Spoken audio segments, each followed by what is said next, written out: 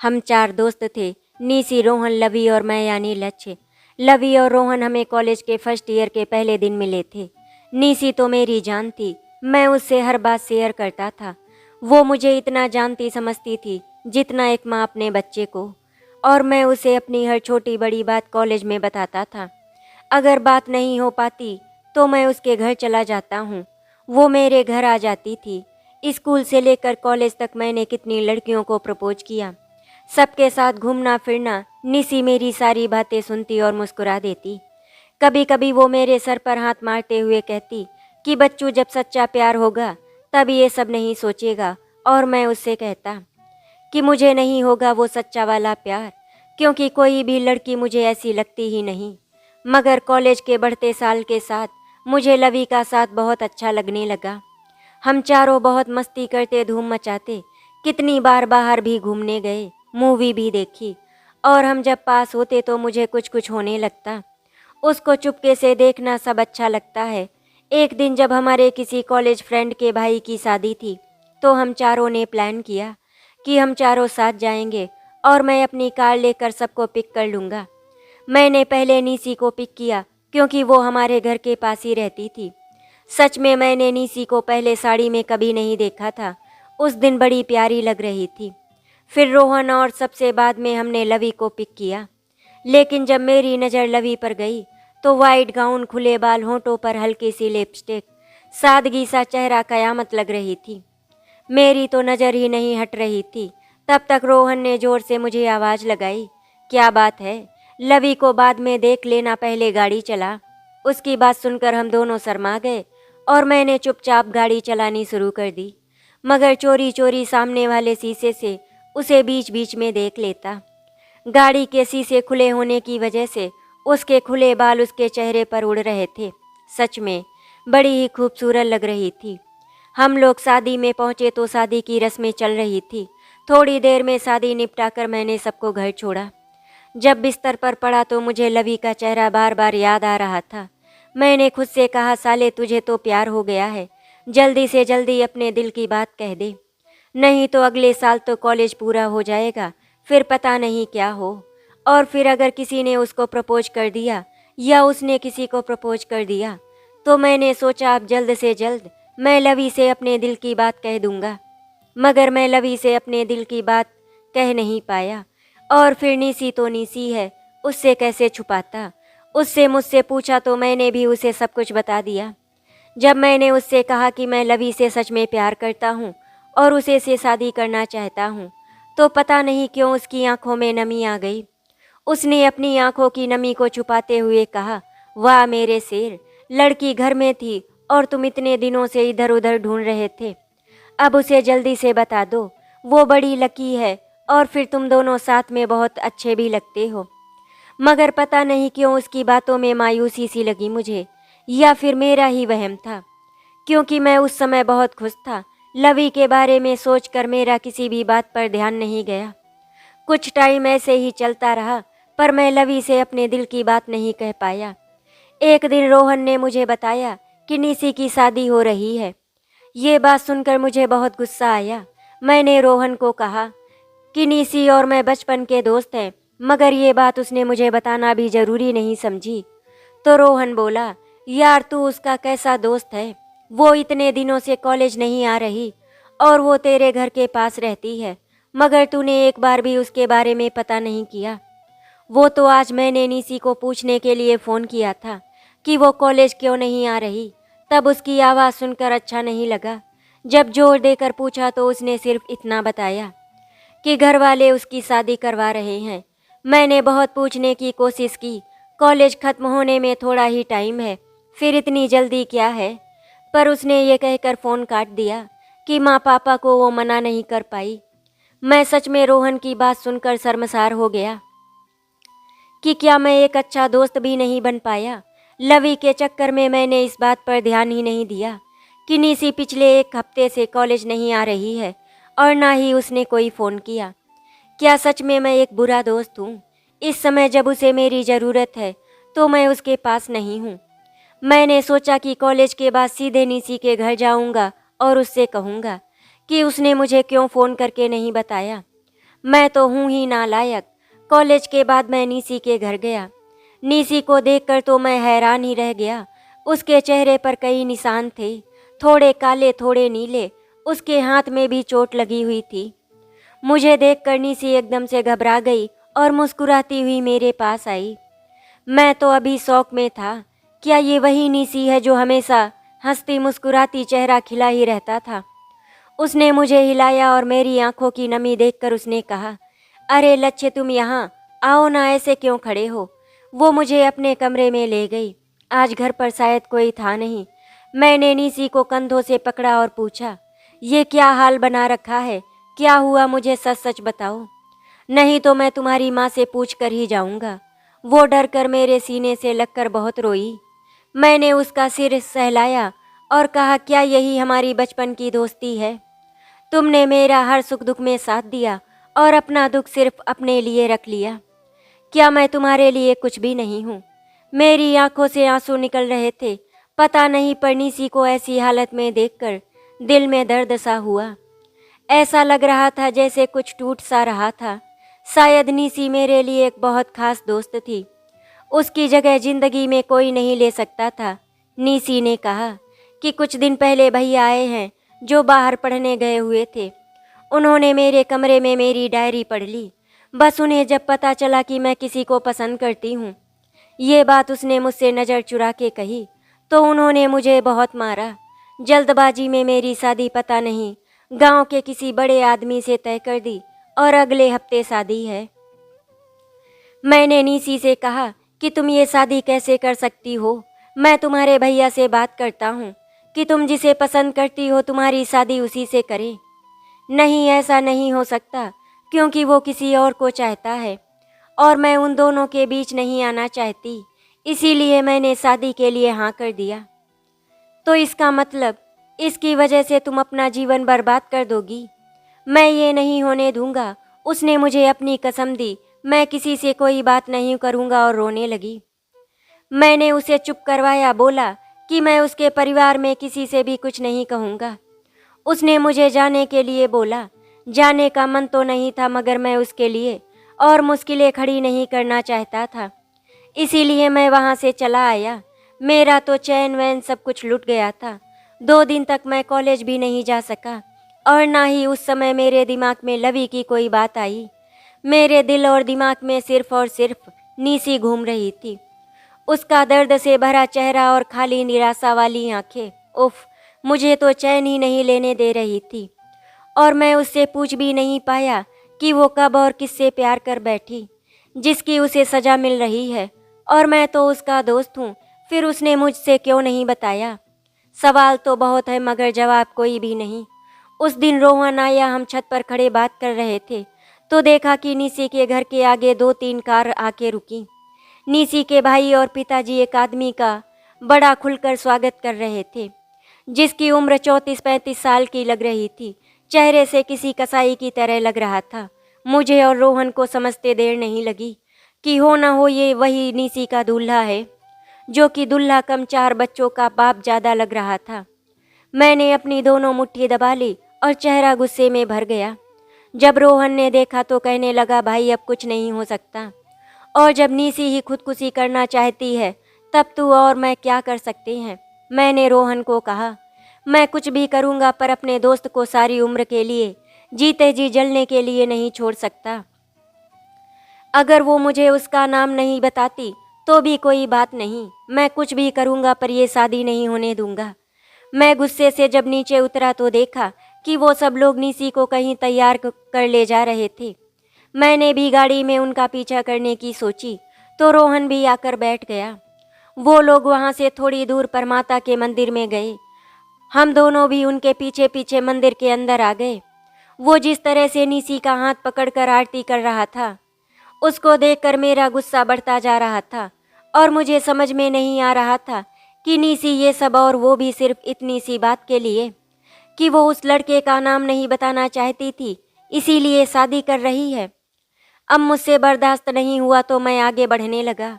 रोहन ने मुझे रोकने की बहुत कोशिश की, मगर जब मैंने उसे गुस्से से देखा तो मेरा चेहरा देखकर वो डर कर पीछे हो गया। मैंने जाकर निसी का हाथ उस आदमी के हाथ से छुड़ाकर खुद पकड़ लिया और जोर से बोला, ये शादी नहीं हो सकती। वो आदमी आगे बढ़ने को ही था कि निसी के पापा आ गए। वो बोले, तुम्हारी हिम्मत कैसे हुई ये सब कहने की? और जो हमारी मर्जी होगी वो हम करेंगे, तुम्हें बीच में बोलने का कोई मतलब नहीं। तुम एक दोस्त हो, दोस्त की तरह शादी देखो, नहीं तो यहाँ से चले जाओ। मैंने भी उनसे कहा, मैं सच में उसका दोस्त हूँ, उसे अपना जीवन बर्बाद नहीं करने दूंगा। उसके लिए मुझे चाहे जो भी करना पड़े। मैं उसका दोस्त हूँ और उसे अपना जीवन नर्क नहीं बनाने दूंगा। बहुत बहस हुई। उसका भाई जैसे ही मुझे मारने के लिए आगे बढ़ा, निसी ने मेरा हाथ छुड़ाकर अपने पापा के पास भाग गई और बोली, पापा प्लीज लक्ष्य को कुछ मत कहो, मैं शादी के लिए तैयार हूँ। ये बात सुनकर निसी के पापा बोले, बस अब सुन लिया ना, ये शादी होगी और निसी की मर्जी से ही होगी। अब तुम जा सकते हो, तमाशा करने की ज़रूरत नहीं है। मैंने भी उनको कहा, अंकल मुझे समझ में नहीं आ रहा कि आप अपनी बेटी के साथ ऐसा कैसे कर सकते हैं। अगर वो किसी से प्यार करती है तो आप उसे ऐसी सज़ा नहीं दे सकते। निसी के पापा बोले, ठीक है, क्या तुम करोगे निसी से शादी? ये बात उन्होंने मुझे रोकने के लिए बोली, लेकिन मैं इतने गुस्से में था, मैंने उनकी बात पर ज़्यादा ध्यान ही नहीं दिया। मेरे दिमाग में सिर्फ और सिर्फ यही बात थी कि कैसे भी करके ये शादी नहीं होने दूंगा। मैंने आगे बढ़कर माता के चरणों में पड़ा सिंदूर और मंगलसूत्र जैसा दिखने वाला धागा उठाया और सीधा निसी की मांग भर के उसके गले में पहना दिया। ये सब देखकर सब लोग हैरान थे, निसी के भाई और वो कसाई जिससे निसी की शादी होने वाली थी। जैसे ही वो लोग मुझे मारने लगे, वैसे ही निसी के पापा की आवाज़ आई, पार्थ अब रुक जाओ, मारने का कोई फ़ायदा नहीं। वैसे भी अब निसी के साथ कोई शादी नहीं करेगा। आज के बाद इसके लिए हमारे घर के दरवाजे हमेशा के लिए बंद हो गए। अब से ये जाने या फिर ये लड़का, आज के बाद हमारा इससे कोई रिश्ता नहीं। और एक एक करके सारे लोग वहाँ से चले गए। मंदिर में अब मैं और निसी और रोहन ही थे। मैं भी बहुत गुस्से में था, मगर अब मेरा ध्यान निसी की तरफ गया जो कि बुत बनकर खड़ी थी। मैंने जाकर निसी को जब गले लगाया तो उसने मुझे अपने से अलग करके जोर से थप्पड़ मार दिया और फिर जोर जोर से रोने लगी। मैं वहीं खड़ा रहा, मगर रोहन ने आगे बढ़कर निसी को उठाया, उसे चुप कराने की कोशिश कर रहा था। निसी रोते रोते कह रही थी, नहीं रोहन, ये पागल है, अपने गुस्से में सब भूल जाता है। ये लवी से प्यार करता है और इसने क्या कर दिया? जब मैं शादी अपनी मर्जी से कर रही थी तो क्या ज़रूरत थी इसे बीच में आने की? आज मेरी वजह से मेरा दोस्त अपने प्यार का गुनहगार बन गया। मैं लवी से कैसे नज़रें मिलाऊंगी? निसी की बातें सुनकर मुझे भी थोड़ा होश आया और समझ में आया कि मैंने उसे बचाने के चक्कर में क्या कर दिया। अब मुझे लवी का ख्याल आया। फिर मैंने निसी को रोहन की बाहों में बिखरता हुआ देखा तो सोचा, पता नहीं लवी के साथ मैंने अच्छा किया या नहीं, मगर अपनी दोस्त की ज़िंदगी मैं ऐसे ख़राब नहीं होने दे सकता था। कितनी मासूम है, मेरी हर गलती को बिना कुछ कहे ही माफ़ कर देती है। मेरे हर काम में मेरा साथ दिया और हमेशा मेरी मदद करती रही। बदले में कभी कुछ नहीं मांगा। हाँ, मैंने बिल्कुल सही किया। इसके लिए मुझे कुछ भी करना पड़े तो मैं करूँगा। मैं निसी और रोहन के पास आया। रोहन की बाहों से निसी को खींचकर अपने सीने से लगा लिया और कहा, निसी तुम मेरी दोस्त ही नहीं सब कुछ हो। मैं तुम्हारे साथ कुछ भी गलत नहीं होने दूंगा। और रही लवी की बात, तो मैंने आज तक कभी भी लवी को कोई वादा नहीं किया और ना मैंने उसे अपने दिल की बात कही। तुम पर तो मैं खुद की जान भी वार दूं, ये तो प्यार है। फिर निसी ने सिसकते हुए मेरी ओर देखकर पूछा, क्या जी सकोगे लवी के बिना, जिससे एक भी दिन देखे बिना तुम्हें चैन नहीं आता? मैंने अपने मन को बड़ा सख्त बना लिया और कहा, निसी, लवी से पहले भी मेरी लाइफ में कई लड़कियां आई थी। उनके जाने के बाद सब कुछ ठीक हो गया था और अब भी सब ठीक हो जाएगा। चलो भी, या यहीं रहने का इरादा है? पीछे से रोहन की आवाज़ आई और हम लोग घर के लिए निकल गए। अभी तो घर पर भी मेरे लिए नई मुसीबत थी कि माँ और डैड को क्या और कैसे कहूँगा, मगर अब जब फैसला कर ही लिया है तो मैं पीछे नहीं हट सकता। मैंने निसी को गाड़ी में ही बैठे रहने दिया और रोहन को उसके पास छोड़कर अपने घर के अंदर चला गया। माँ और डैड दोनों ही ड्राइंग रूम में बैठे बातें कर रहे थे। मुझे देखते ही माँ बोली, इतनी जल्दी जल्दी कहाँ चला गया था और फिर इतनी देर लगा दी। मैंने दोनों को देखा और हाथ जोड़कर माँ के पास गया। माँ ने मुझे ऐसे देखकर अपने पास बिठा लिया और डर से बोली, क्या हुआ, तू हाथ क्यों जोड़ रहा है? क्या हुआ, जल्दी बोल, मेरा दिल घबराने लगा है। मैं माँ के पास घुटनों पर आ गया और अपना सर उनकी गोद में रखकर बोला, माँ, ये मेरी दोस्त नीसी है ना, उसकी शादी उसके परिवार वाले जबरदस्ती एक कसाई से करवा रहे थे। माँ ने कहा, पर बेटा वो तो बड़ी प्यारी बच्ची है, उसके खुद के परिवार वाले ऐसा कैसे कर सकते हैं? मैंने कहा, माँ, वो शायद किसी को पसंद करती थी और वो लड़का किसी और को। उसके घर में सबको पता लग गया था तो उन्होंने उसकी पढ़ाई बंद करवा दी और फिर मैंने बात अधूरी छोड़। फिर क्या बेटा? माँ ने पूछा। माँ, वो मेरी बहुत अच्छी ही नहीं, मेरी बचपन की दोस्त है। मैं उसके साथ ऐसा होते हुए नहीं देख सकता था। मैंने आज उससे मंदिर में शादी कर ली, उसके परिवार के सामने, और वो लोग उसे अपने सारे रिश्ते खत्म करके चले गए। वो बाहर गाड़ी में बैठी है। माँ और पापा एकदम से खड़े हो गए और हैरानी से मेरी तरफ देखने लगे। मुझे तो लगा आज का दिन ही मेरे मार खाने के लिए है। पहले पार्थ ने, फिर निशा ने, और अब तो मेरे पापा से। मगर ऐसा कुछ नहीं हुआ। पापा ने मेरे कंधे पर हाथ रखा और कहा, बेटा, ये तुमने बहुत अच्छा काम किया। अपने प्यार के लिए तो सब लड़ते हैं, मगर अपने दोस्त के लिए हर कोई ये तो नहीं कर सकता जो तुमने किया। मैं डैड के गले रखकर रोने लगा। मैंने ठीक किया ना पापा, आपने मुझे माफ़ कर दिया ना। मैंने आपकी कितनी उम्मीदों पर पानी फेर दिया, आपका दिल दुखाया। माँ ने आगे बढ़कर मेरे आंसू पोंछे और कहा, अरे बेटा, मुझे नहीं पता था कि मेरा बेटा इतना अच्छा है, कि एक लड़की की ज़िंदगी बचाने के लिए ऐसा भी कर सकता है। जो भी हुआ अच्छा हुआ।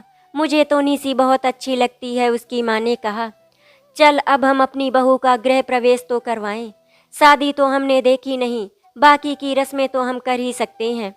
मुझे तो यकीन ही नहीं हो रहा था कि मेरे मम्मी पापा मेरे फैसले से खुश हैं।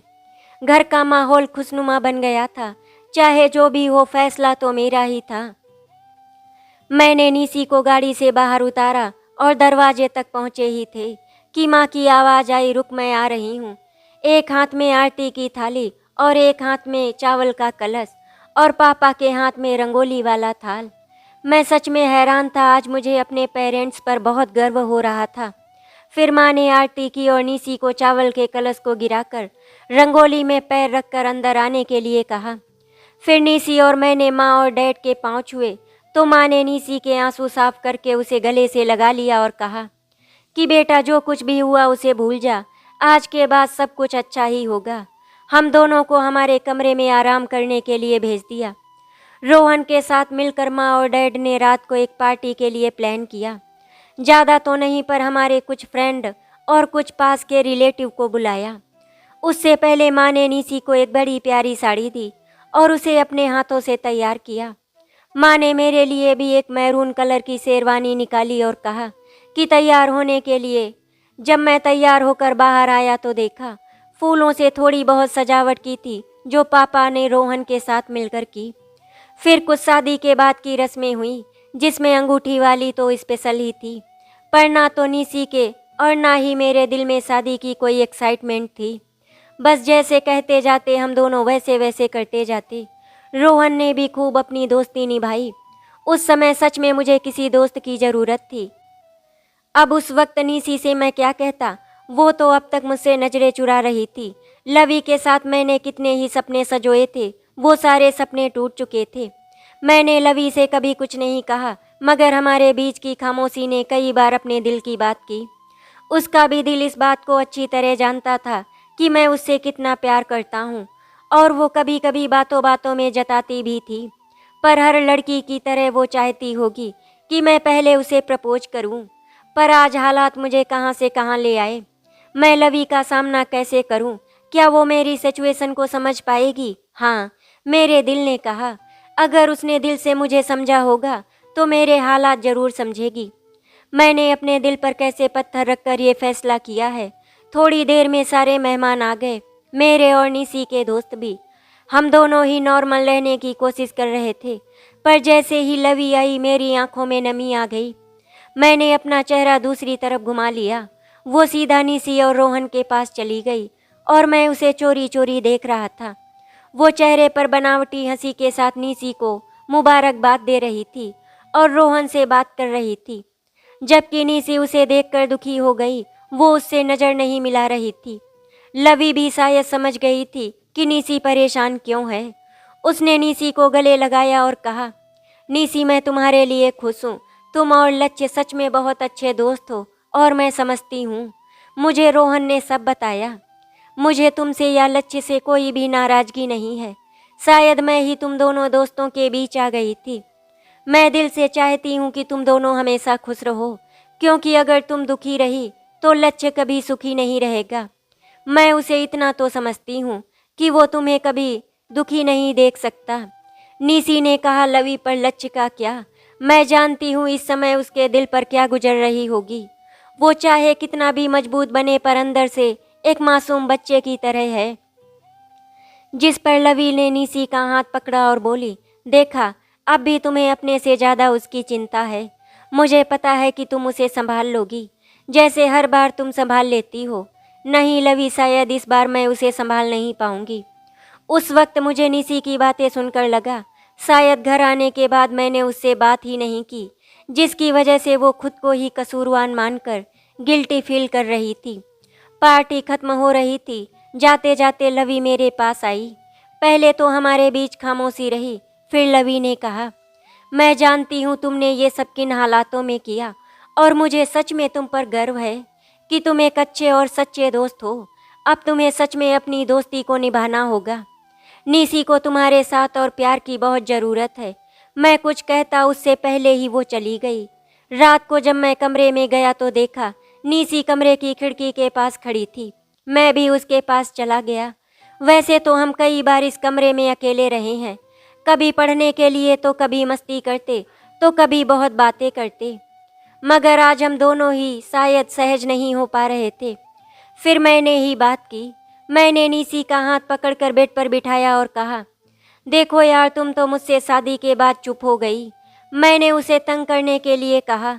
इससे तो अच्छा होता कि वो कसाई ही तुमसे शादी कर लेता। कम से कम मुझे तुम्हारी ऐसी सड़ी सी शक्ल तो नहीं देखनी पड़ती। वो रोने लगी। मैंने उसे गले लगा लिया, उसका सिर सहलाकर कहा, अरे यार, मैं तो मजाक कर रहा था। सच में जितना रोना हो रो लो। कल से मैं तुम्हारी आंखों में एक भी आंसू नहीं देखना चाहता, क्योंकि तुम मेरे लिए सब कुछ हो। मैं तुम्हारी आंखों में आंसू नहीं देख सकता। मैंने उसका चेहरा अपने हाथों में लिया, उसके आंसू साफ किए और कहा, देखो, अभी हमारे इस रिश्ते में थोड़ा वक्त लगेगा, पर हम एक दूसरे को अच्छे से समझते हैं, तो हम बिना किसी दिखावे के पहले की तरह एक दूसरे के साथ रहेंगे। निसी बोली, पर लक्ष्य? मैंने उसे फिर से अपने गले से लगाया और कहा, मैं ठीक हूँ, तुम बिल्कुल भी चिंता मत करो। मैंने उससे पूछा, क्या तुमने खाना खाया? तो उसने ना में सिर हिला दिया। फिर मैं किचन से उसके और अपने लिए खाना लाया और थोड़ी देर बाद मैंने उसे बिस्तर के एक तरफ लिटाकर उस पर चादर ओढ़ा दी। पास बैठकर उसे सुलाने की कोशिश करने लगा, जैसे कोई छोटे बच्चे को सुलाता है। थोड़ी देर में काफ़ी थकी होने की वजह से सो गई। मैं उसका चेहरा देख रहा था, किसी मासूम बच्चे की तरह दिख रही थी। बाहर की थोड़ी सी रोशनी में भी उसके चेहरे के वो निशान अभी भी हल्के हल्के से दिख रहे थे। मैं सोच रहा था, कैसी पागल लड़की है, एक ऐसे लड़के के लिए जिसने शायद उसे कभी प्यार किया ही नहीं। वो उसके लिए क्या करने जा रही थी, अपनी सारी जिंदगी कैसे काटती उस कसाई के साथ। थोड़ी देर बाद मैं भी बेड की दूसरी जगह सो गया। सुबह मेरी आंख थोड़ी लेट खुली। मैंने देखा निसी वहाँ नहीं थी। मैं उठकर फ्रेश होने चला गया। जब बाहर आया तो देखा टेबल पर चाय रख रही थी। मुझे देखकर बोली, लक्ष्य, चाय पीकर जल्दी से तैयार हो जाओ, फिर कॉलेज जाना है आपको। मैंने सुना तो उससे पूछा कि तुम कॉलेज नहीं जाओगी, और ये आप क्या लगा रखा है, मुझे इतनी इज्जत रास नहीं आएगी। वो बोली, नहीं, मैं अब कॉलेज नहीं जाऊंगी। मगर मैंने उसकी बात नहीं सुनी। मैंने कहा, नहीं, मुझे नहीं पता। अगर तुम कॉलेज नहीं जाओगी तो मैं भी नहीं जाऊंगा। लास्ट एग्जाम है, हो जाने दो फेल मुझे। मैं झूठ बोल नाराज होने लगा। निसी ने कहा, ठीक है, मगर मैं कॉलेज रोज नहीं आऊँगी, सिर्फ पेपर ही देने जाऊँगी, वो भी तब जब मैं रोज कॉलेज जाऊँगा। पर सच में कॉलेज जाने का मेरा भी दिल नहीं कर रहा था। वहाँ लवी का रोज़ सामना करना मुश्किल था। फिर भी मैं निसी के लिए मान गया। कॉलेज में ऐसे ही चलता रहा। हम एक दूसरे के सामने तो आते मगर अजनबियों की तरह। हमारी बात भी अब कभी कभी हो पाती। शायद अब हम एक दूसरे को सामने देखकर सहज नहीं हो पाते थे। पुरानी यादें दिमाग में आने लगती थी, इसीलिए कोशिश करते थे कि हमारा सामना ही ना हो। और इधर रोहन ने तो सच में कमाल कर दिया। वो रोज घर आ जाता था और हम तीनों बहुत सारी बातें करते थे। ऐसे ही धीरे धीरे सब नॉर्मल हो रहा था। निसी मेरे माँ डैड का हर तरह से पूरा ध्यान रखती थी, शायद मुझसे भी ज़्यादा। मैंने तो कभी उनसे पूछा ही नहीं कि वो कैसे हैं, उन्हें किसी चीज़ की ज़रूरत भी होगी। पर उसने तो सारा घर ही अपनी तरह बना लिया था। कॉलेज के बाद मैंने ऑफिस शुरू कर दिया। कभी कभार माँ डैड और हम दोनों डिनर पर बाहर जाते, तो कभी घूमने का प्रोग्राम बनाते। शायद मेरी फैमिली को भी बहुत ज़रूरत थी। मैं उनको खुश देखता तो मुझे अपने फैसले पर गर्व महसूस होता। निसी ने हमारी ज़िंदगी में इतनी खुशियाँ भर दी, और मैं उसके साथ क्या कर रहा आज। हमारी शादी को 8 महीने होने आए। मैंने उसका दर्द समझने की कोशिश ही नहीं की। निसी ने कभी अपने माँ पापा भाई को याद नहीं किया, या फिर मेरे सामने याद नहीं किया। मगर मेरा भी तो कुछ फ़र्ज था। मैंने सोचा कि इतने पास होने के बाद भी अब तक नाराज़ हैं। मैंने उनके घर जाने का फ़ैसला किया। दूसरे दिन मैं बिना किसी को बताए उनके घर चला गया। उसकी माँ और भाभी थी। उसके भाई ने भी शादी कर ली, मगर दूसरे शहर से की थी, तो हम में से किसी को पता नहीं चला। मैंने निसी की माँ के पैर छुए तो वो रोने लगी। मैंने उनसे कहा, आंटी रोइए मत, निसी बिल्कुल ठीक है। पर क्या आप लोगों को उसकी याद नहीं आती? आंटी ने कहा, वो बहुत प्यार करती हैं निसी से, मगर अपने पति के खिलाफ नहीं जा सकती, क्योंकि निसी के पापा उससे बहुत नाराज हैं। मैंने कहा, जो हो चुका है हम क्या उसे भूल नहीं सकते? निसी भी आप लोगों के बिना अधूरी है।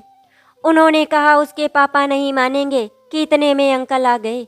मुझे देखकर उन्होंने गुस्से में जाने को कहा।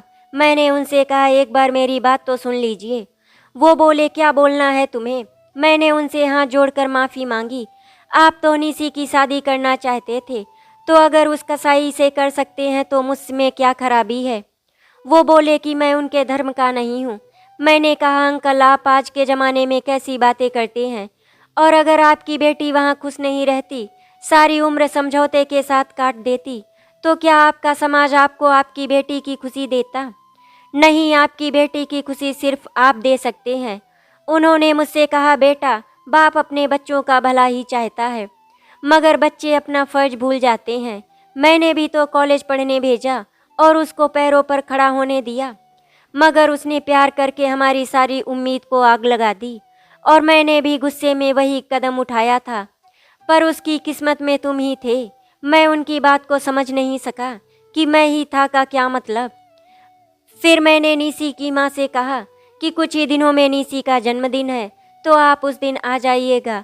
मैं उसकी ज़िंदगी का सबसे बड़ा सरप्राइज़ देना चाहता हूँ।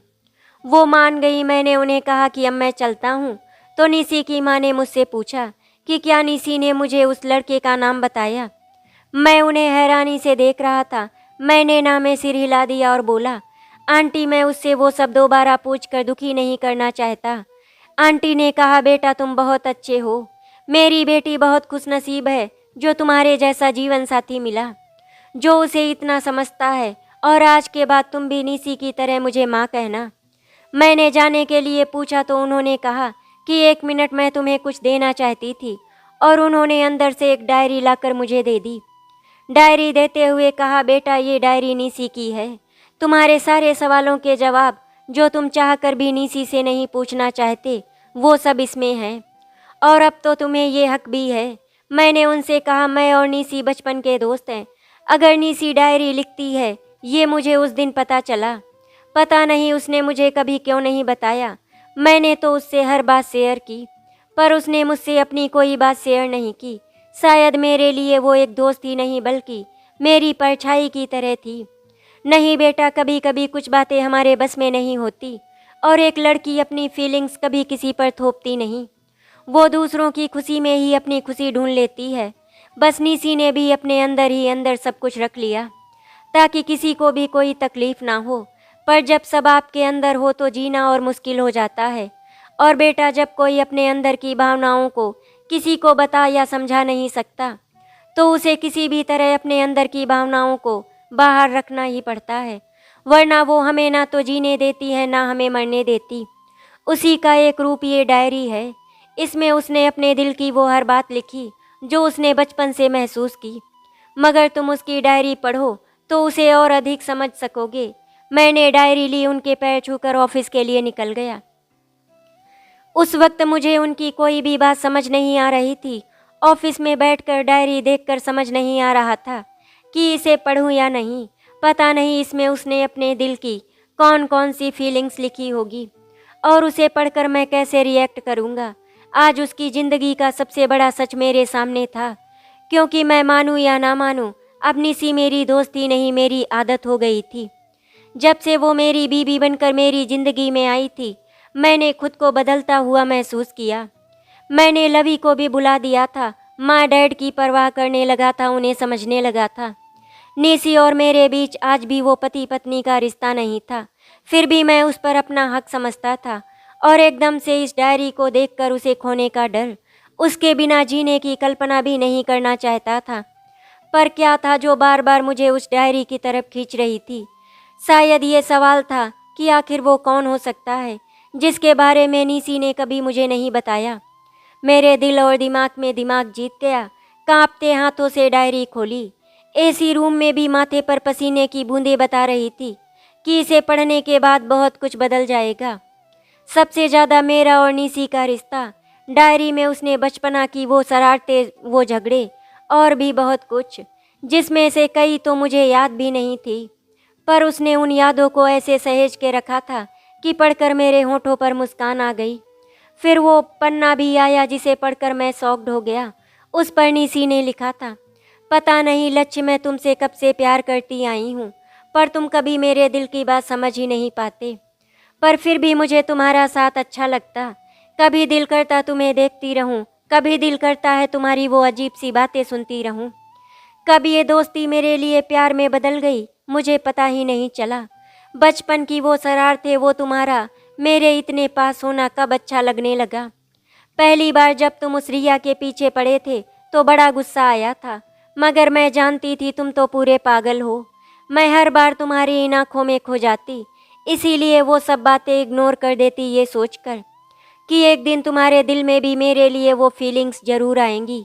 मगर जब तुमने मुझसे कहा तुमने रिया को किस किया तो पता है बड़ा गुस्सा आया। पर मैं तो तुम्हारी दोस्त हूँ, मैं तुम्हें कैसे मना कर सकती हूँ। उसके बाद तो तुम्हें हर कुछ दिनों बाद नया प्यार हो जाता। इसे मैं तुम्हारा बचपना समझ रही थी। लक्ष्य, क्या सच में तुम्हें मुझसे कभी प्यार नहीं हुआ? क्या कभी तुम मुझे समझ पाओगे? अब जब मैंने तुमसे दूर होने की सोची तो फिर टूट के वापस आ गए। उसके छोड़ जाने से तुम कितने टूट गए, फिर तुम्हें संभाला, और जब तुम मेरे इतने करीब होते हो तो मेरे दिल की धड़कन बढ़ने लगती है। और जिंदगी का मजाक देखो, तुम्हें कभी सुनाई नहीं देती और मैं तुम्हें कुछ कह भी नहीं पाती। पर जब भी कोई लड़की तुम्हारी जिंदगी से जाती तो मुझे एक उम्मीद सी हो जाती कि तुम मेरे हो। इसीलिए तुम्हें किसी से सच्चा प्यार नहीं हुआ। लक्ष्य, मैं तुम्हें किसी दबाव में नहीं बल्कि प्यार से पाना चाहती हूँ। चाहती हूँ जैसे मैं तुम्हारे लिए फील करती हूँ तुम भी करो, मगर किसी तरह कोई मजबूरी में नहीं। आज मैं हार गई। आज मैंने तुम्हारी आंखों में लवी के लिए सच्चा प्यार देखा। आज मैंने अपने दिल से उन सारी उम्मीदों को मार दिया। आज के बाद मैं नहीं यही मानूंगी तुम और लवी खुश रहो। सच में लवी तुम्हें मिल जाए, क्योंकि मैं जानती हूँ इस बार तुम उससे सच्चा प्यार करते हो। उसके बिना जी नहीं पाओगे। तुम्हें टूटते हुए नहीं देख सकती, मैं जानती हूँ। एक तरफा प्यार जीने नहीं देता और ना ही मरने। पर मैं तो हमारी दोस्ती के सहारे उम्र काट दूंगी। आज भैया ने मेरी डायरी पढ़ी, वो भी बहुत नाराज हैं और पापा भी चाहते हैं कि मैं जल्द से जल्द शादी के लिए हाँ बोल दूं। मगर मैंने मना कर दिया, क्योंकि मैं तुम्हारे बिना तो जी सकती हूँ, मगर तुम्हारी यादों के बिना तो मैं मर जाऊंगी। आज भैया ने बहुत मारा, पर मैं शादी नहीं करना चाहती। मैंने उन्हें समझाने की बहुत कोशिश की। तुम्हें तो किसी बात की खबर नहीं और हम सिर्फ दोस्त हैं। वो कुछ समझना ही नहीं चाहते। क्या प्यार कर मैंने कोई गलती कर दी जिसकी वो मुझे सारी उम्र की सज़ा सुनाने जा रहे हैं? इस दिल पर किसी का कोई बस नहीं होता। मैंने तो कभी अपने प्यार के बदले तुमसे कुछ मांगा ही नहीं। मैंने बात नहीं मानी तब भैया ने मुझे धमकी दी कि अगर मैं शादी के लिए नहीं मानी तो तुम्हें नुकसान पहुंचा सकते हैं। मुझसे कभी बर्दाश्त नहीं होगा कि मेरी वजह से तो क्या, किसी की वजह से तुम्हें चोट लगे। आज मैंने शादी के लिए हाँ कर दी। प्लीज मेरे लक्ष्य को कुछ ना हो, मुझे उसके लिए मरना भी मंजूर है। ये तो फिर शादी है। शादी चाहे किसी से भी हो, मेरा प्यार तो तुम ही रहोगे। एक लड़की जब बड़ी होती है तो उसे समझ आती है।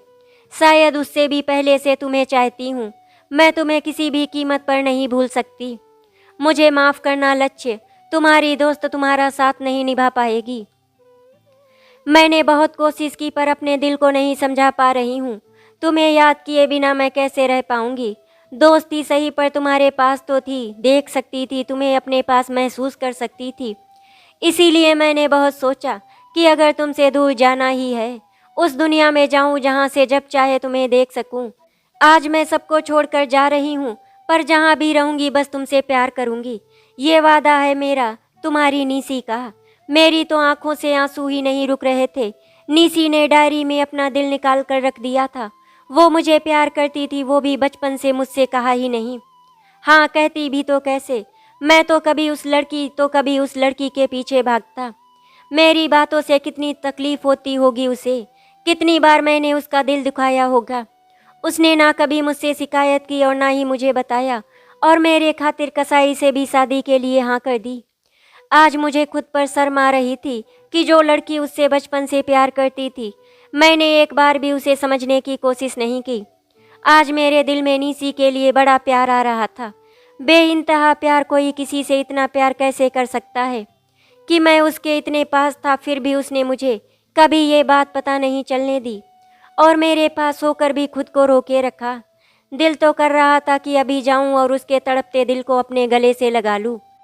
मैं भी कह दूं कि मुझे चाहे पहले प्यार नहीं था, लेकिन आज वो अपनी जान से भी ज़्यादा उससे प्यार करता है। मैंने सोचा 2 दिन बाद उसके जन्मदिन पर मैं उसको उसकी ज़िंदगी का सबसे प्यारा गिफ्ट दूंगा। हमारा प्यार, हमारी प्यार भरी नई शुरुआत। आज नीसी का जन्मदिन है। मॉम, डैड और मैंने सुबह सुबह ही नीसी को विश किया। उसके उठते ही हम सभी ने जोर से हैप्पी बर्थडे बोलकर उसे ढेर सारे गिफ्ट दिए, क्योंकि उस घर में उसका पहला जन्मदिन था। और इतने महीनों में जो इस घर के लिए उसने किया, इसके लिए मैं कुछ भी करूं कम ही था। मैंने तो उसके लिए आज कई सरप्राइज़ प्लान किए थे, जिसमें पहले तो मैं उसे मंदिर लेकर गया। वो बहुत खुश हो गई। मैंने कहा, नीसी जी आज तो आप सरप्राइज गिनती जाओ। वो बड़ी खुश हो गई और मेरे गले से लग गई। मैंने उसे अपनी बाहों में कस लिया तो वो शर्मा गई। आज तो उसका नूर ही अलग लग रहा था, या फिर मुझे पहली बार अपने प्यार का एहसास हो रहा था। हमने थोड़ा घूमकर शॉपिंग की, लंच हमने बाहर ही किया। शाम को घर आए तो पार्टी देखकर नीसी हैरान हो गई, मगर जब उसने अपने परिवार को देखा तो उसकी आंखों में आंसू आ गए। मैंने उसका हाथ पकड़कर कहा, आज के बाद इन आंखों में आंसू कभी नहीं आने चाहिए। उसने मेरी तरफ देखा। मैंने उसे अपने परिवार से मिलने का इशारा किया। वो भागकर अपनी माँ के गले लग गई। धीरे धीरे से सबसे मिली। अब पार्टी की रौनक उसके चेहरे पर नजर आ रही थी। फिर केक काटा और सब पार्टी में बिजी हो गए। मैंने डैड से कहा कि मैं नीसी को कहीं बाहर लेकर जा रहा हूँ। मैंने उसके लिए अलग से कुछ प्लान किया है, तो डैड ने जाने के लिए हाँ कह दिया। मैंने पार्टी में से नीसी का हाथ पकड़कर चुपके से गाड़ी के पास आ गया। नीसी ने पूछा कि हम पार्टी छोड़कर कहाँ जा रहे हैं। मैंने उससे कहा कि अभी कुछ बाकी है। थोड़ी देर बाद हम एक होटल के बाहर थे। मैं उसे लेकर होटल आया। वो कुछ कहती, मैंने उसे अपनी कसम देकर चुप करवा दिया कि जब तक मैं कुछ ना कहूँ कुछ नहीं बोलेगी। वो मेरी तरफ हैरानी से देख रही थी। मैंने कमरे की ली और मैंने होटल के कमरे का दरवाज़ा खोला तो कमरे में अंधेरा हल्की रोशनी में थी। मैंने नीसी को एक बैग पकड़ाकर बाथरूम में छोड़ाया और कहा, इसे पहनकर जल्दी बाहर आ जाओ, मैं तुम्हारा वेट कर रहा हूँ। वो कुछ समझती उससे पहले ही मैंने बाथरूम का दरवाज़ा बंद कर दिया। थोड़ी देर हो रही थी कि मुझसे इंतज़ार नहीं हो रहा था। दिल में बेचैनी बढ़ती जा रही थी। वैसे तो हम एक ही कमरे में रहते थे, पर कभी भी हमने एक दूसरे के करीब आने की कोशिश नहीं की। लेकिन आज पहली बार मैं उसे एक दोस्त की नहीं बल्कि एक नई नवेली दुल्हन के रूप में देखना चाहता था। दरवाजे की आवाज़ से मेरा ध्यान उसकी ओर गया। शादी के जोड़े में वो एक दुल्हन की तरह लग रही थी। उसका चेहरा दमक रहा था। एक ही नज़र में मैं अपने होश खो बैठा और वो कमरा देखकर झिझक रही थी। मैंने उसको गोद में उठा लिया और बेड पर बैठा दिया, जो कि वो बहुत खूबसूरत तरीके से सजा हुआ था। ये सब तैयारी मैं 2 दिन से कर रहा था। मैंने उसके कान में कहा, तुम्हें ये सब कैसा लग रहा है? उसने शर्मा कर अपनी नज़रें नीची कर ली। मैंने उसका चेहरा अपने हाथों में लिया। वो सच में कांप रही थी, जैसे कि हम पहली बार एक दूसरे के साथ हैं। ऐसे तो पहली बार हम एक दूसरे के करीब थे। मैंने नीसी से कहा कि मुझे माफ़ कर दो, मैं कभी तुम्हारे प्यार को समझ ही नहीं पाया। काश कि तुम ही मेरा कान पकड़कर कह देती कि तुम मुझसे प्यार करती हो, तो मैं कभी भी उन लड़कियों के पीछे नहीं भागता। वो मेरी तरफ देख रही थी। मैं समझ रहा था कि वो क्या जानना चाहती है। मैंने कहा, हाँ मुझे पता है, वो भी तुम्हारी डायरी से पागल लड़की। अगर बचपन से प्यार था, कभी कहा क्यों नहीं? वो मेरे सीने से लग गई और उसकी आवाज़ भी नहीं निकल रही थी। धीरे से बोली, डरती थी कहीं तुम्हारी दोस्ती भी ना खो दूँ। मैंने उसे अपनी बाहों में कसते हुए आई लव यू कहा। और हाँ, मैंने कहा कि ऐसे नहीं चलेगा, पहले जल्दी मुझे भी बोलो। डायरी में तो इतनी बार लिखा है, मैं सामने हूँ तो मुझसे बोलो। वो शर्मा गई थी। मैंने उसे झूठी नाराज होते हुए कहा, मैंने 2 दिन से इतनी मेहनत की, किसी को मेरी कदर भी नहीं है। और फिर वो मेरे गले लग गई और आंखें बंद करके बोली, मैं भी तुमसे प्यार करती हूँ। आज सच में हम 2 से 1 हो गए। कभी कभी प्यार को नहीं पहचानते, मगर प्यार हमें ढूंढ ही लेता है और फिर हमारी दुनिया और खूबसूरत हो जाती है। बस हमें उसमें डूबना होता है। आज मैंने नीसी में खुद को खोकर उसे हमेशा के लिए पा लिया। आशा करती हूँ आपको हमारी कहानी अच्छी लगी होगी। अगर आपको हमारी कहानी अच्छी लगी तो वीडियो को लाइक एंड शेयर करें, चैनल को सब्सक्राइब करें। वीडियो देखने के लिए आपका धन्यवाद।